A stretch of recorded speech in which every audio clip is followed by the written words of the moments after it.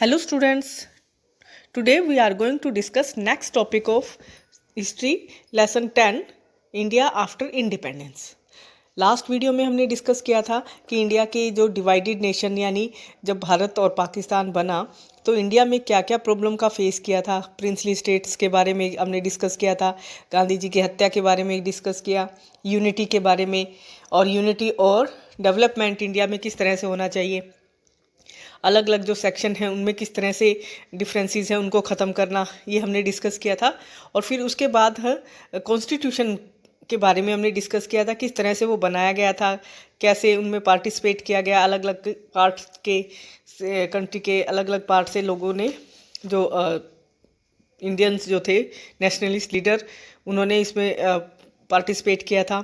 और कॉन्स्टिट्यूशन बनाने के लिए क्या क्या फीचर्स जो थे वो डिस्कस किए गए थे। यूनिवर्सल एडल्ट फ्रेंचाइज का हमने डिस्कस किया था, इक्वालिटी का डिस्कस किया था कि कुछ और स्पेशल प्रिविलेज जो पुअरेस्ट और डिसएडवांटेजेस ग्रुप को हमने देने थे उसके बारे में हमने डिस्कस किया था, और किस तरह से उनके लिए रिजर्वेशन जो है वो एक मेन पार्ट होना चाहिए ताकि उनको अपलिफ्ट किया जा सके।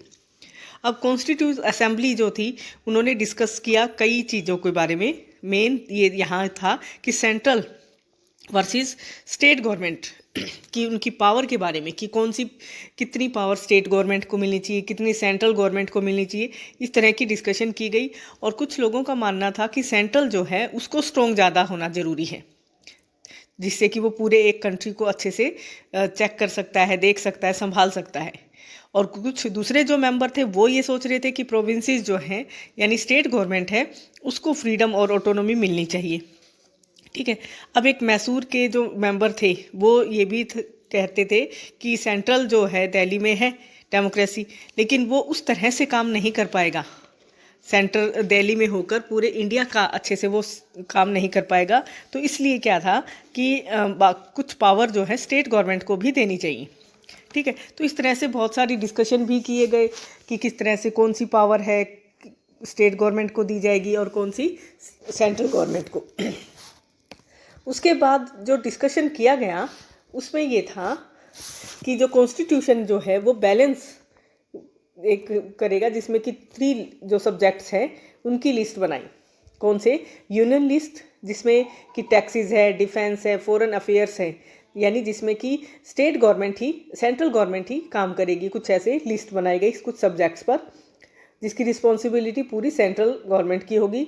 और उसके बाद स्टेट लिस्ट जो बनाई गई थी उसमें सब्जेक्ट कौन से थे, जैसे एजुकेशन का है, हेल्थ का है, और वो सारे स्टेट की रिस्पॉन्सिबिलिटी होगी कि हर एक स्टेट वाइज जो गवर्नमेंट है वो अपने शासन इन डिपार्टमेंट के लिए काम करे। नेक्स्ट जो थी कंकरेंट लिस्ट, इसके अंडर में था एग्रीकल्चर का है, फॉरेस्ट का है। तो इसमें कुछ ऐसे अलग डिपार्टमेंट थे जिसमें कि दोनों स्टेट और सेंट्रल गवर्नमेंट रिस्पॉन्सिबल होंगे। तो इस तरह से ये उनकी जो पावर थी, उनके जो सब्जेक्ट थे, जो डिपार्टमेंट थे, उनको डिस्कस किया गया। नेक्स्ट जो डिबेट जो थी वो थी किससे? लैंग्वेज से कंसर्न थी, कि बहुत सारे ऐसे मेंबर भी थे जो ये चाहते थे कि English should leave India with the British rulers, कि ब्रिटिश रूलर के साथ जो है इंग्लिश को छोड़ देना चाहिए, हमें उसको उसमें एडोप्ट नहीं करना चाहिए, इसकी जगह हमें हिंदी लेनी चाहिए। ठीक है। लेकिन कुछ और दूसरे जो मेंबर थे जिसमें टी कृष्णामाचारी जो थे वो कन्वेट कर रहे साउथ के पीपल के लोगों के बिहाफ पर कि अगर उन पर हिंदी इम्पोज की गई, थोपी गई, तो वो एक धमकी देते थे कि वो इंडिया से सेपरेट हो जाएंगे। फिर एक कॉम्प्रोमाइज़ किया गया फाइनली, जिसमें कि हिंदी को तो ऑफिशियल लैंग्वेज बनाया गया और English would be used in courts, services and communication between one state and another. यानी नेशनल जो लैंग्वेज थी, ऑफिशियल लैंग्वेज हिंदी बनाई गई, लेकिन अगर कोई भी कम्युनिकेशन का काम है, सर्विसेज है, कोर्ट्स हैं, उसमें इंग्लिश ही यूज़ होगी। उसके बाद जो बहुत सारे इंडिया के इंडियन जो थे उनका कंट्रीब्यूशन था किसके फॉर्मेशन में? कॉन्स्टिट्यूशन के में। लेकिन सबसे मेन इम्पोर्टेंट रोल था डॉक्टर B.R. अम्बेडकर का, जो कि ड्राफ्टिंग कमेटी के चेयरमैन भी थे, और उनकी सुपरविजन में ये डॉक्यूमेंट जो था फाइनलाइज हुआ। और उन्होंने अपनी स्पीच में ये भी कहा था कि पॉलिटिकल डेमोक्रेसी के साथ साथ इकोनॉमिक डेमोक्रेसी भी ज़रूरी है, ये नहीं है कि हमने लोगों को वोटिंग का अधिकार दे दिया तो वो वोटिंग के अधिकार के साथ साथ लोगों को सोसाइटी में भी और इकोनॉमिकली भी वो इक्वल होंगे, ऐसा नहीं है। ठीक है, ऐसा नहीं होगा। तो हम इसके लिए हमें क्या है कि कुछ और ऐसे स्टेप उठाने चाहिए जिससे कि उनकी इकोनॉमिक और सोशल जो स्टेटस है वो भी इम्प्रूव हो। केवल वोटिंग के राइट से ही ऐसा इक्वलिटी जो वो है वो नहीं कर सकते। ठीक है, तो इस तरह से वो उन्होंने भी डिस्कस किया। और नेक्स्ट जो टॉपिक है फिर है वो आपका how were the states to be formed, कि अब स्टेट्स कैसे बने, कि जो अलग अलग स्टेट्स हैं वो कैसे बने। अब हम यहाँ चलेंगे 1920s में, बैक में चलते हैं, जहाँ इंडियन नेशनल कांग्रेस जो मेन पार्टी थी उन्होंने प्रॉमिस किया था कंट्री को कि जब वो आज़ाद हो जाएंगे तब हर एक मेजर लिंग्विस्टिक ग्रुप जो है अपनी प्रोविंसेस बनाएगा। ठीक है, तो अब आफ्टर इंडिपेंडेंस जो था कांग्रेस ने कोई भी स्टेप नहीं उठाया, उनके इस प्रॉमिस को पूरा नहीं किया और इंडिया का डिवीज़न रिलीजन बेस पर हो चुका था। ठीक है, अब गांधी जी जो थे वो नहीं चाहते थे या दूसरे लीडर भी नहीं चाहते थे कि इंडिया जो है एक यानी एक धर्म के आधार पर इसके दो हिस्से हो चुके हैं, तो अगर इसको दूसरे लैंग्वेज बेस पर अगर कर दिया जाए तो इसके कितने हिस्से होंगे, क्या किस तरह से ये डिवीज़न होगा, वो बहुत मुश्किल होगा। ठीक है, तो एक ही रिलीजन की वजह से इतना पार्टीशन हुआ है, इतने रॉयट्स हुए थे हिंदू और मुस्लिम के बीच में, तो could the country afford further division on the basis of language, क्या लैंग्वेज बेस पर इंडिया का और फर्दर डिवीज़न वो सहन कर पाएंगे। अब both prime minister Nehru and deputy prime minister Vallabh भाई पटेल वो इस तरह के लिंग्विस्टिक जो स्टेट के बारे में बिल्कुल अगेंस्ट थे, वो नहीं चाहते थे, चाहे उन्होंने प्रोमिस ही किया हो 1920 में कि हम इस तरह से जो है स्टेट लिंग्विस्टिक स्टेट है वो बनाएंगे। लेकिन अब जैसे पार्टीशन हुआ तो उसका इतना फियर था, इतना डर था कि वो नहीं चाहते थे कि लैंग्वेज बेस पर इस तरह से और भी ज़्यादा डिस्टर्बेंस हो या डिवीज़न हो, तो इन्होंने इस तरह से मना कर दिया। ठीक है, अब नेहरू जी का और या उनके पटेल जी जो थे, यहाँ पर अंडरलाइन कर सकते हैं डिप्टी प्राइम मिनिस्टर वल्लभ भाई पटेल। अब वो उनके व्यूज़ क्या हैं, the first and last need of India at the present moment is to should be made a nation.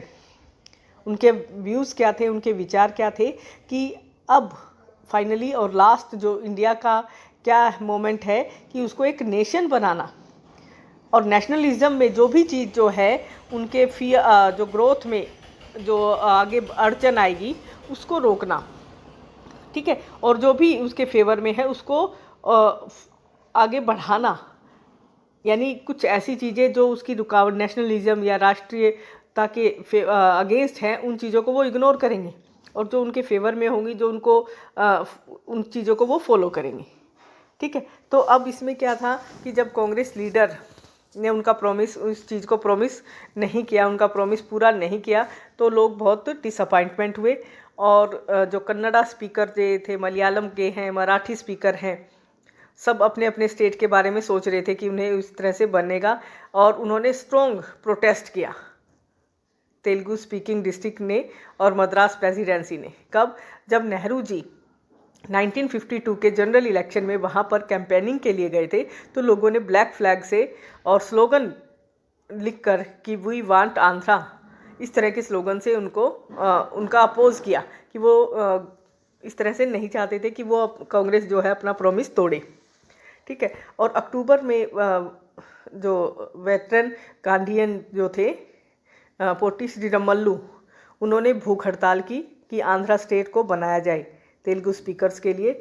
और ये हड़ताल जो है बहुत दिनों तक चली, बहुत समय तक चली, और उसके बाद इसमें 15 दिसंबर 1952 को 58 डेज़ तक ये उनका श्रीरामल्लू का जो फास्टिंग ये था, हड़ताल थी, भूख हड़ताल, वो चली, और उसके बाद उनकी मृत्यु हो गई। ठीक है, तो इस तरह की न्यूज़ जो थी श्रीरामल्लू की कि वो पासिंग अवे हो गई, यानी उनकी डेथ हो चुकी है भूख हड़ताल की वजह से। और इस तरह से और भी ज़्यादा दंगे हुए, दो भी प्रोटेस्ट हुए, और बहुत वाइड स्प्रेड यानी बहुत बड़े तौर पर इसका विरोध किया गया था। अब सेंट्रल गवर्नमेंट को फोर्स किया गया कि उनकी डिमांड पूरी की जाए कि आंध्र जो है वो स्टेट बनाया जाए। फाइनली 1 अक्टूबर 1953 को आंध्र प्रदेश जो स्टेट था उसको बनाया गया। ये हमारे कुछ टॉपिक थे। Next topic we will discuss